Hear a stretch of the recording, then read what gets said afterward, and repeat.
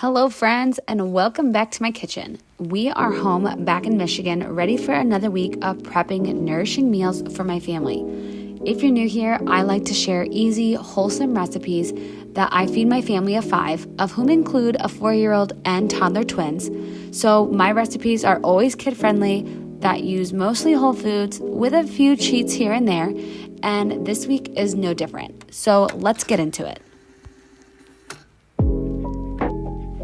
I'm starting this week by prepping some pumpkin muffins.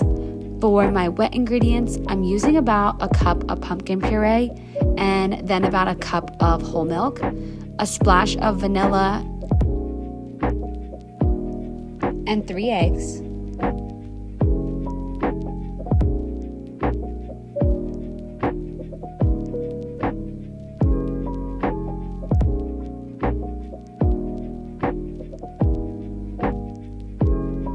Two tablespoons of avocado oil, and probably about a 1/4 cup of maple syrup. If you like your muffins on the sweeter side, I would probably use about a 1/2 cup to 3/4 cups of sweetener here. After mixing that up, I'm going to add my dry ingredients, and I'm using 2 cups of oat flour. To make my oat flour, I just grind up instant oats in a blender until it resembles a flour texture. Then about a 1/2 teaspoon of salt, 2 teaspoons of baking powder, and then about a 1/2 teaspoon of baking soda. I'm also going to add an assortment of spices here, so I have some ground ginger, cloves, and cinnamon.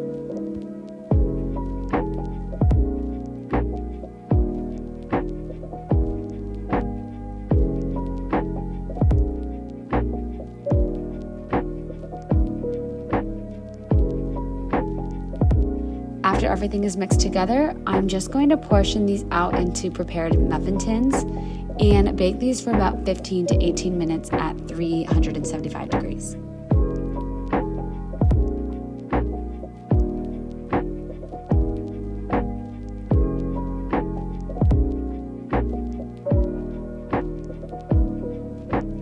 This recipe does make about a dozen, but my kids and I had a little taste test, and this is what they looked like when they came out. So good. Now that we're nearing dinner time, I'm getting started on some turkey chili. I'm using about 2 pounds of ground turkey, and I'm going to add this to a pot and cook everything until it is cooked through, where you can't see any more pink. Then I'll remove the meat and drain the grease. You'll want to save that because we're going to use it later for a side dish. Then I'll add my veggies directly into the pot. Tonight I'm using a red pepper, a green pepper, and about a 1/2 of a white onion. I'm just going to saute the veggies for about 5 minutes until they soften, and then I will add my meat back in. I'm adding a blend of spices, and I'll be sure to leave the measurements in the description box and the name of the spices I'm using.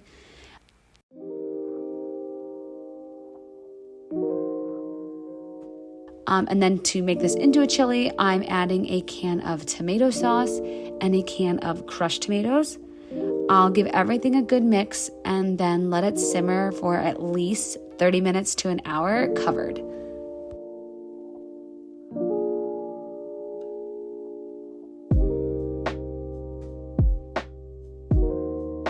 While those flavors are melding together, I'm going to start on some cornbread muffins. I've made these before on my channel and they're super easy to make. For the dry ingredients, I'm adding cornmeal, flour, baking powder, and salt. For the wet ingredients, I'll add some eggs, milk, and then you can use butter or oil, but I am actually using the drippings from my ground turkey. And I'm using honey as my sweetener.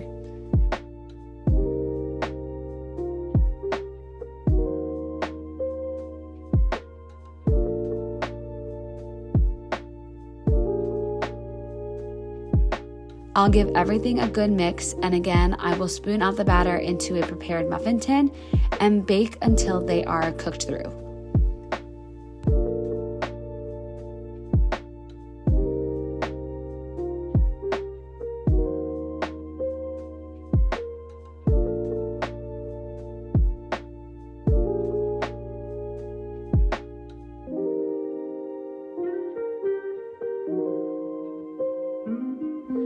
After the chili mixture has been simmering, I will add in my beans. I'm using kidney beans and white beans that I cooked from dry in my Instant Pot, but you could use canned beans as well. As soon as those beans are warm and the muffins are ready, you can go ahead and serve the chili. This recipe is so hearty, delicious, and high in protein with the turkey and the beans. I love to add a little bit more protein by topping it off with some cottage cheese instead of sour cream.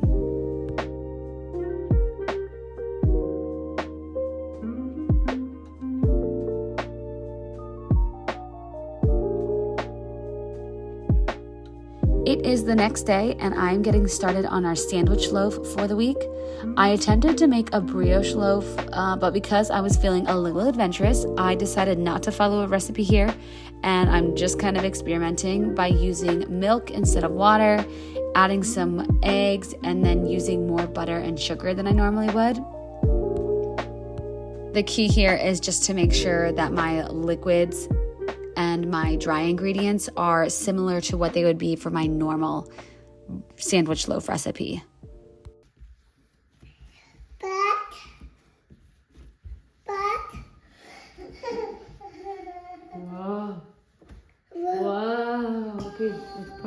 Once that's shaped, I'm going to poke some holes in it. This keeps that top crust layer from separating, and I'm going to let that rise on the counter until it is about an inch over the loaf pan.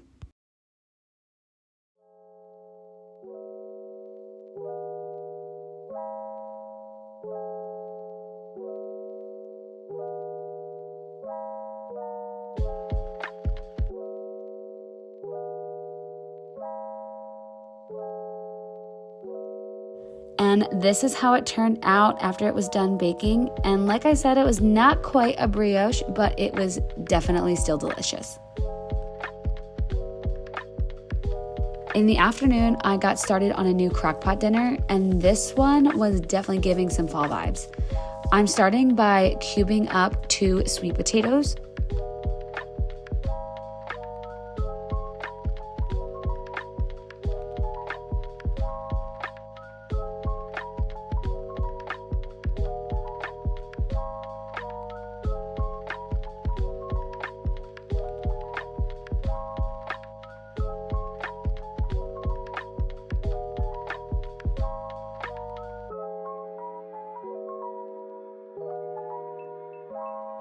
Next, I'm roughly chopping 2 apples. I'm using Honeycrisp here, and then I will add those to the crockpot as well.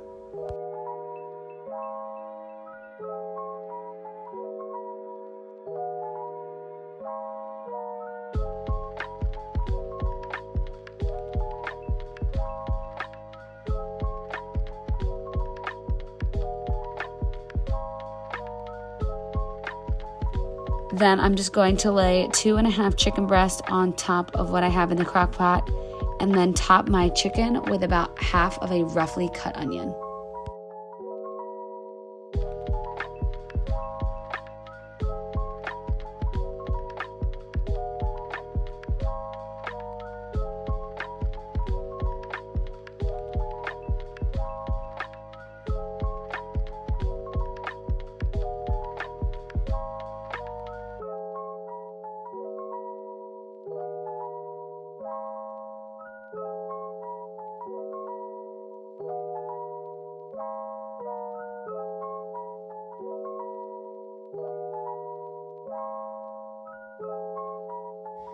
For my sauce mixture, which is going to keep this chicken nice and tender and juicy, I am going to mix some chicken stock, Dijon mustard, and maple syrup.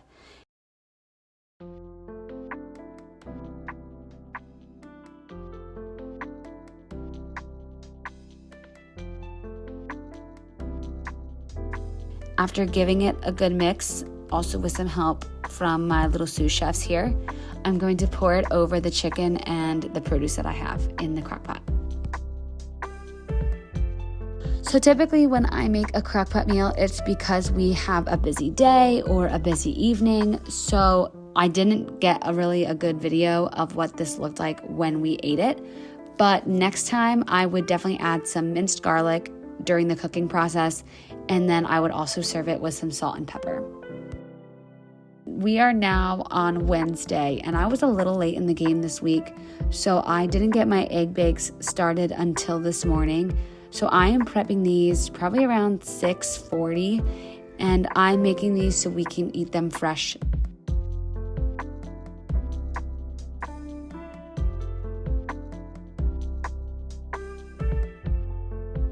As you know, I like to make an egg white bake for myself and then just a regular egg bake for the rest of my family. I always feel like I need something salty and sweet in the morning. So to go with my egg whites, I am also making a protein oat combination where I just make instant oats in the microwave. Then I add some chocolate protein powder, a sprinkle of chocolate chips, and then I found this pistachio cream at the grocery store this week, so I picked that up and added a little dollop here. This was my take on the Dubai chocolate that's trending right now, and I had this every single day this week. Now that we're much later in the day, I am making a sheet pan chicken dish for dinner, and this turned out to be my favorite meal that we made all week, and I was the least prepared for it. I kind of made it up as I was cooking, so what I'm doing is I'm just cutting my chicken breast in half and then tenderizing them with my hand. Then I'm going to season both sides with salt and pepper.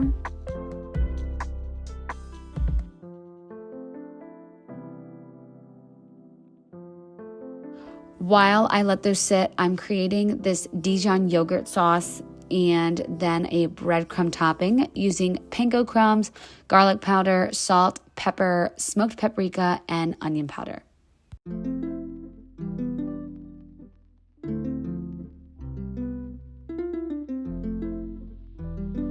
I'll also add a drizzle of olive oil to the breadcrumb mixture. I forgot I wanted to make my yogurt sauce to be more like a honey mustard sauce, so I did add some honey into here, and I'm going to top each of these chicken breasts with the honey mustard yogurt mixture.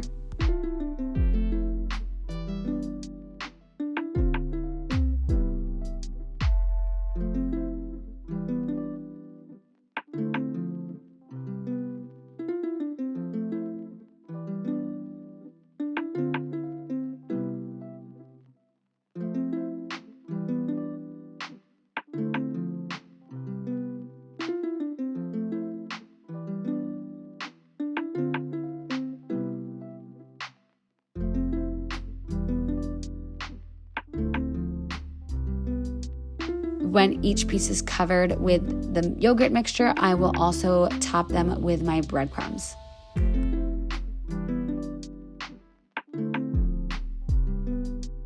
The chicken will bake in the oven for about 15 to 20 minutes, depending on the thickness of your chicken breast at 400 degrees. For my side, I'm making a sweet potato mash, and to do this, I'm literally just cooking a sweet potato in the microwave. To do that, I washed it off and then poked a few holes in it using a fork, and then put it in the microwave on a microwave-safe dish and cooked that in 5-minute increments until it was tender all the way around. This took about 10 minutes total for me.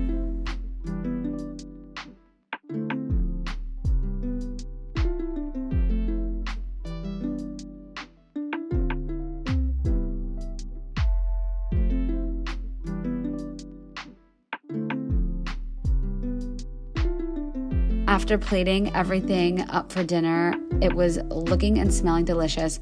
I topped my sweet potatoes with some coconut sugar. You could use brown sugar as well, or keep it savory with just some salt and pepper. And this was just such a good, quick meal that was surprisingly packed full of flavor. Moving right on to meal number 4. This is my go-to quick meal when I have nothing else in the fridge to feed my family. And it is a high protein buffalo chicken. I'm starting with 2 cans of canned chicken that I just get from Sam's Club and just keep on backstock in my pantry.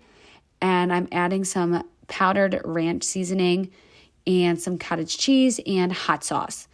I'm going to give everything a good mix, and then I'll start shredding in some cheese. I don't usually use too much, but you could use as much or as little as you like. And this stuff is so addicting. I like to serve it in a wrap or just with some chips and some veggies.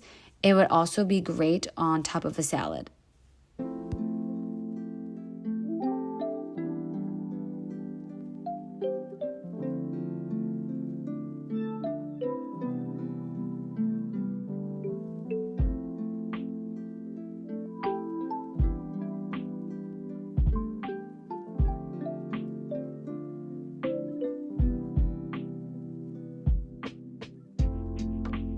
For our final meal this week, I'm prepping something fun because we are going to do a family movie night. In the crockpot, I'm making pulled pork.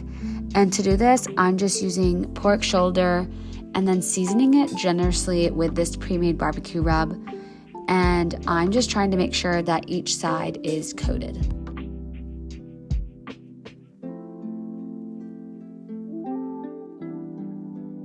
I'll then add about a 1/4 cup of apple cider vinegar and about a 1/4 to a 1/2 cup of water and drizzle this over my meat, being sure not to wash off the seasoning. Then I'll simply plug in my crock pot and let this cook all day on low for 8+ hours until it is nice and tender.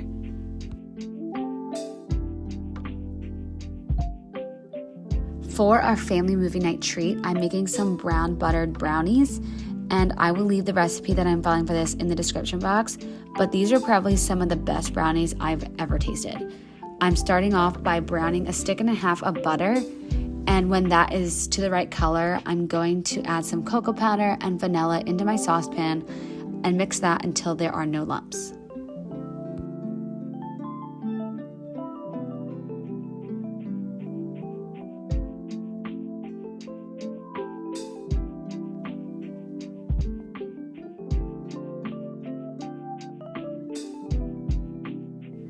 Then I am adding 3 eggs and some brown sugar into a mixing bowl. I've never done this technique before, but I'm going to use a mixer and basically whip these together until they are fluffy and become a pale color.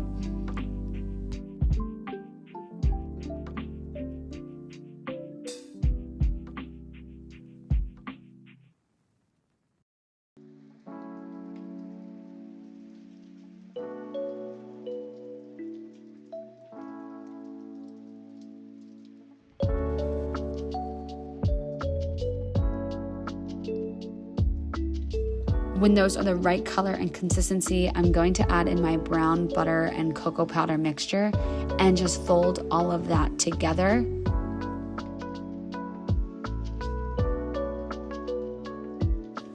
When that's fully combined, it's time to add in our dry ingredients, which at this point is just flour and salt. I'll fold those in, and when everything's incorporated, I'll also add in about a 1/2 cup of chocolate chips.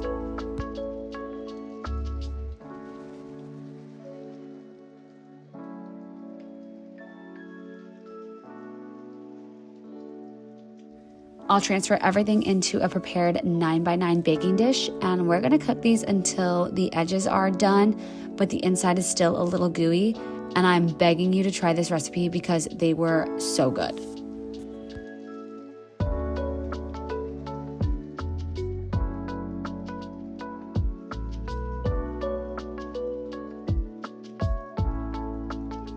As we get closer to dinner time, I'm making my Instant Pot mac and cheese to go with our pulled pork. And to do that, I just cooked my noodles in the Instant Pot, set for high pressure cook for 3 minutes, and then drain the water. Then I'm adding some butter and some milk until it resembles this. Also, don't judge me, I didn't have enough regular noodles, so I just used a Mod Podge of whatever noodles were left in my cupboard. Then I added some spices and some Dijon mustard, and I also had a butternut squash that needed to be used up, so I added that to my mac and cheese. I first boiled it and then pureed it in a pot, and then added it into the Instant Pot for a little extra nutrition. Then I slowly added in 8 ounces of shredded cheese, being sure to add just a handful at a time until it was all melted before adding more. And this is how it turned out. It was so gooey and delicious, and my kids didn't even realize that there was squash in it. And finally, look at how our pulled pork turned out after it was done cooking. It is just so tender. To serve this, we just add our favorite barbecue sauce onto it. We also were able to use the leftovers later in the week to make some barbecue sliders, and it was so good. It's also great because the extra pulled pork freezes really well, so you can pull this out and have it on a weeknight where you're just not feeling like making dinner. But look at how tender this was and how nice the meat pulls off the bones. Thank you so much for watching. I hope you gained some inspiration for some delicious and nutritious meals to feed your family. I look forward to seeing you in the next video.